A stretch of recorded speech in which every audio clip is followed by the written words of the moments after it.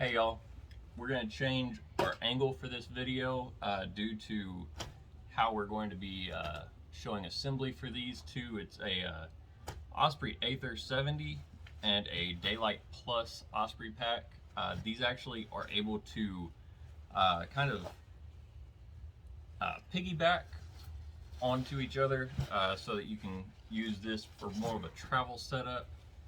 I was asked, or I saw on Facebook that somebody was asking how that worked, how to attach them, and that leads us to the shout out for Phil with Starting Simple on Instagram.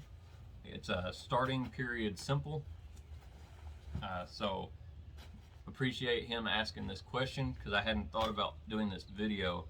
As I said, this is the Osprey Aether 70 liter pack and a Osprey Daylite Plus, which is roughly a 20-21 liter pack. My Aether is a 2009 version, so it's a little bit older, if you can see that, than what is currently on the market, but they do still attach. My Osprey Daylite is a 2017 version. Luckily they continued with this same design. So to get into it, if you look on your mesh panel portion, these actually sit like so. Give you a little bit of compression back here, but underneath these flaps, which may be a little hard to see with the coloring and also with my distance, unfortunately that's the best spot that I could find to throw my Gorilla Pod up there. But there's 6 loops, 3 on each side, and this actually only uses the 4 corners, but give you all an idea of what's going on. On the Daylite, on the hip belt, you have 2 gray tabs here, and I'll try to show that a little bit easier. But down there, as well as up here where your compression is, there's a gray tab here, and it's roughly 1 inch, 1.5 inch of space loop on that webbing.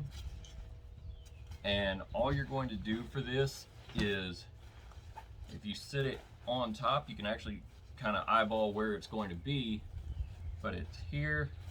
You'll grab that gray tab, you've got a black paracord style loop, and it just loops in and attaches. And sometimes I have problems with getting this gray tab to be in the right spot. It seems like it wants to be all the way to the outside, and it makes it a really tight fit, but they're really easy. It's just little nylon webbing loops, and all you're doing is feeding that in. Like I said, it's only the 4 paracord loops, top and bottom. This center one does not get used for this portion, but as you can see, it's very quick and easy. This is one of those that I also have an issue with. It's same reasoning. It's only about an inch, inch and a half area, and you just have to get it to the right spot. And I usually get really lucky and put it in the middle, and it'll just slide on. But yeah, that's all this is with the 4 spots, and that's on. So that's attached there. Obviously, if you had more gear in your pack, it's going to fit a little bit different.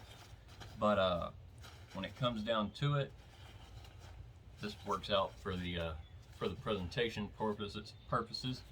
On the Daylite, I believe you don't have, it's like a little helmet pocket or a little stash pocket right here. Let's see if I can spin that. You can kind of see it's just a little compression. I believe the Daylite just has a pocket that sits here and it just compresses in with your straps, versus the Daylite Plus has an additional pocket and kind of like a little like I said, it's like a little helmet stash or a little snack stash. I don't know what to call that. But that's all that one is. With this, it does have a pass-through here at the base, kind of like a little drain port. I don't know if you're supposed to feed this through, but I kind of, when I was looking at it, I was like, oh, that makes way more sense. So yeah, once you feed it through, you can just connect your compressions again, and that's it. It feeds in there. What I normally like to do is I will cinch my shoulder straps on the Daylite if I'm going to use this in this configuration. But that does gives you a roughly 90-liter pack. So what I've normally done is kind of like my winter gear. I might throw this on here and just throw that as my as either my food bag or as just my my daily gear. So that kind of works. It is a massive pack, but that's probably the easiest route that I've seen. And as you can see, it does cinch on. You got another one up here. You got another one here. You know, they're pretty well covered on that. But yeah, that's pretty easy, pretty simple. I believe the Daylite and the Aether, I assume you could say it, Aether, sounds good to me. I believe they can come in the same colors, and that way you kind of, if you're picky or if you're OCD, you know, that might be what you want to do. But that's gonna be it for this portion. I'm gonna get this one uploaded pretty soon. I got to make up for missing last week's, but let's end with that. Yeah, I got a few more videos to film today while I've got all my gear out. But that's the travel kit for the Aether 70 and the Daylite Plus. So again, shout out to Phil. So we'll hopefully get you over there and follow his Instagram, follow my Instagram. It is under the same name as this channel currently. We'll see if that sticks around, but that's gonna be it. Thanks for watching.